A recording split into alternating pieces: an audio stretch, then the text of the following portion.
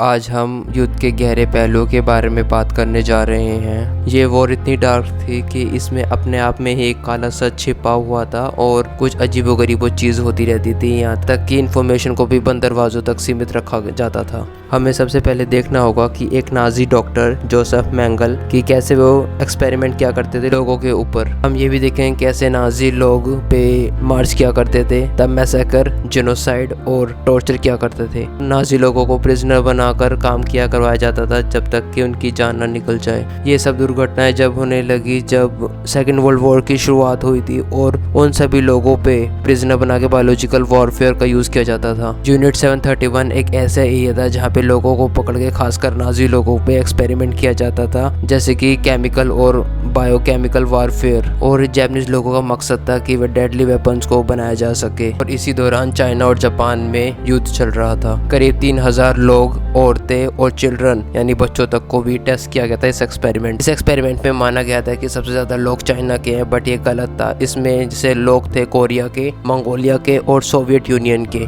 ये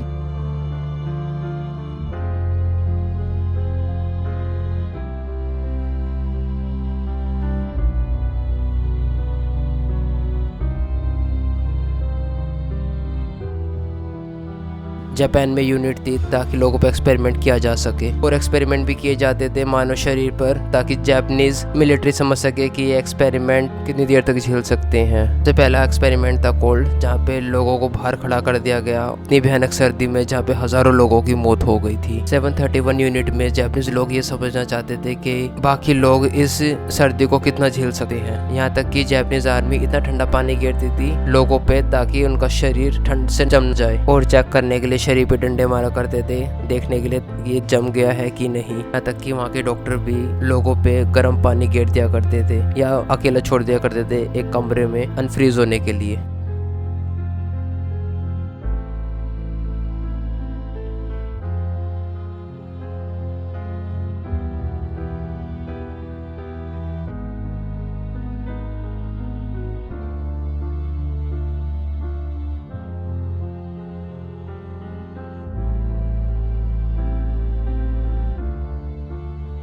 दूसरा test experiment था विविसेक्शन, जिसमें मिलिट्री आर्मी जिंदा लोगों को पकड़ती थी और उनको पानी में घोल के डिसीज पिलाया जाता था। उसके बाद डॉक्टर्स पेट काटा करते थे विदाउट एनी एनेस्थीसिया दिए हुए। वे डिसीज का इफेक्ट देखना चाहते थे बॉडी को सड़ने से पहले, इसलिए वे सब्जेक्ट को अलाइव रखते थे। इन लोगों को बोला जाता मैरूटस और लोग्स। जब न्यूयॉर्क टाइम्स ने जानने की कोशिश की कि अंदर क्या होता है, तो एक सर्जन ने बोला कि मैंने एक इंसान की चेस्ट को काटा जिसमें वो बहुत गंदे तरीके से चिल्ला रहा था और एक्सपेरिमेंट करते वक्त मर चुका था। और ऐसा काम ये सब दिन चलता था और ये भी मेरा फर्स्ट टाइम था। दूसरा एक्सपेरिमेंट था टेस्टिंग पैथोजेंस, जिसमें सर्टेन पैथोजेंस जो कि कोलरा, एंथ्रेक्स थे, वे देखना चाहते कि नंबर ऑफ पीपल पे कितना इफेक्ट करता था। और ये एक्सपेरिमेंट फील्ड टेस्ट भी करते थे, जैसे कि स्मॉल कम्युनिटी ऑफ चाइना पे ड्रॉपिंग करते थे बॉम्ब वो प्लेन से एंथ्रेक्स और कोलरा के डिसीज के। एक्सपेरिमेंट इनके लिए सक्सेसफुल हुआ। अब जापानीज मिलिट्री चाहती थी कि ये जो कोलरा और एंथ्रेक्स के डिसीज थे ये एक बैलून में भर के प्लेन से ऊपर गिरे जाए यूनाइटेड स्टेट के, ताकि ज्यादा से ज्यादा लोग मारे जाए। बट ये इसमें फेल हो गए। कम से कम 7 लोग मारे गए थे सिर्फ इस डिसीज के दौरान। जापानीज मिलिट्री का ये भी प्लान था कि इन्फेक्टेड प्लेग जो कि बैलून में थे वो सैन डिएगो के ऊपर गिरे जाए। तीसरा एक्सपेरिमेंट था टेस्टिंग वेपन, जहाँ पे प्रिजनर्स को एक बैटलफील्ड में ले जाया करते थे और वहाँ पे बंदूक गोलियों से और यहाँ तक कि जहरीले गैसों से पे यूज किया करते थे। प्रिजनर्स को बैटलफील्ड में ले जाते थे और वहाँ पे उन पे गोली बरसाने शुरू कर देते थे और समटाइम्स तो वे बम फेंकते थे उनके ऊपर कुछ सर्टेन डिस्टेंस पे, ताकि वे देखते थे कि कितना इफेक्टिव है उनका वेपन। और बाद में उनकी बॉडी को एनालाइज किया जाता था ताकि जापानीज जान सके कि कितना डैमेज हुआ है उनकी बॉडी पर, उनकी वेपन ने उनकी बॉडी पर कितना डैमेज किया है। दूसरी टेस्टिंग थी जिसमें प्रिजनर्स को एक डंडे पे बांधा जाता था और उनके ऊपर गैस के जहरीले बम फेंके जाते थे और उस पर कई बार तो विंड की वजह से उसकी डायरेक्शन चेंज हो जाती थी और वो जहरीले गैस जापानीज सोल्जर के पास आ जाती थी, जिसके बाद उनको भागना पड़ता था उस फील्ड से। और कई बार तो जलती हुई आग की बोतल उन पे फेंक दिया करते थे प्रिजनर्स पर। चौथा एक्सपेरिमेंट आता है the pressure chamber and the spinning. कुछ एक्सपेरिमेंट तो ऐसे भी होते थे जिसमें जापानीज आर्मी मानव शरीर को काट के अपने एक बड़े बड़े जार में रख दिया करती थी और वे देखना चाहती थी कि सारे जार कैंप में लगाए जाए। सबसे वर्स्ट एक्सपेरिमेंट था प्रेशर चैम्बर का, जिसमें प्रिजनर को एक बड़े से चैम्बर में डाल दिया जाता था और उसको तेज स्पीड से घुमा दिया जाता था, जिसकी वजह से उसकी प्रिजनर की आंखें भी निकल जाती थी और वो वहीं पे ख़त्म हो जाता था। अगला एक्सपेरिमेंट होता था ऑपरेशन, जिसमें जैपनीज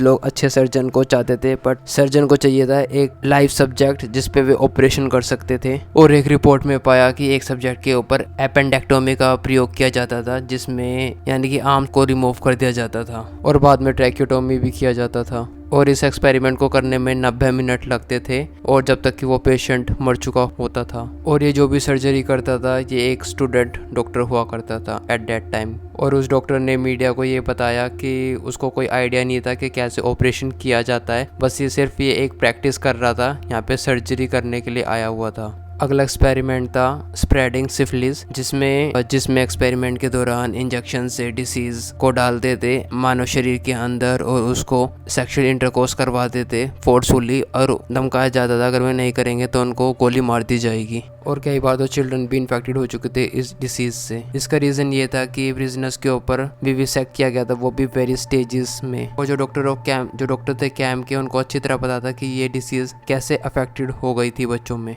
और अगला एक्सपेरिमेंट था फोर्स्ड प्रेगनेंसी, जिसमें डिसीज को पास किया जाता था ताकि वे डॉक्टर देखना चाहते थे कि ये जो डिसीज है वो बच्चों पे कितना अफेक्ट करेगी और यहाँ तक कि वुमेन्स के ऑर्गन में भी कितना अफेक्टेड है ये डिसीज़। और यहाँ तक कि औरतों पे जो एक्सपेरिमेंट किए जा चुके थे उन पे कई बार एक्सपेरिमेंट दोबारा किए करते थे। और जहाँ पे कैंप में बच्चे जन्म लिए गए थे वहाँ पे बच्चों पे भी एक्सपेरिमेंट किया जाता था और उनको मार दिया जाता था। आज तक उन बच्चों का कोई नामो निशान नहीं है। कई सालों तक इसकी इन्फॉर्मेशन छुपाए रखी और जब लोगों को भनक लगी तो कई सारी बातों का पता चला 2018 में रिलेटेड टू यूनिट 731। बट अगर कुछ लोगों को भी पता है तो उसकी बस टेस्टिमनी पे अभी भी यहाँ पे बहुत ज़्यादा रिपोर्ट्स थी जो ये बयान करती थी कि यहाँ पे छोटे एक्सपेरिमेंट भी हुए थे। ये इंक्लूड करते थे being expose to radiation, inject करते थे ब्लड फ्रॉम एनिमल से, इंजेक्ट करते थे सी वाटर और कभी जिंदा जला दिया करते थे। यहाँ तक कि अमेरिकन को इस बात की भी भनक लग चुकी थी कि वर्ल्ड वॉर के दौरान ही जापान कैंप में ये सब चीज़ें हो रही थी। बट यूएस चाहता था कि अगर ये फाइंडिंग्स सोवियत यूनियन शेयर करे, इंफॉर्मेशन मिल सकती थी जापान के बारे में ताकि वो और खोज कर सके। तो ये थी कहानी यूनिट 731 की।